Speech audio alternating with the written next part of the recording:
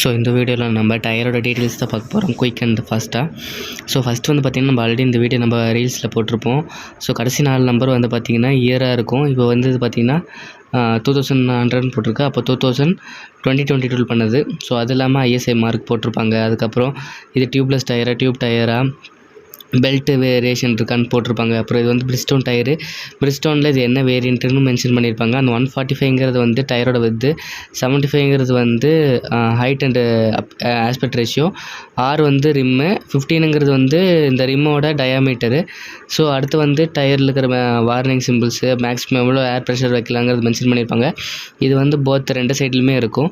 So ஒரு டயரை வந்து மேக்ஸிமம் 6 மந்த்லேருந்து மேக்ஸிமம் 2 இயர்ஸ்க்குள்ளே இருக்கிற டயர்ஸை நீங்கள் யூஸ் பண்ணலாம். அதுக்கு மேலே போச்சுன்னா டயர் வந்து கட்ட மாதிரி இருக்கும்.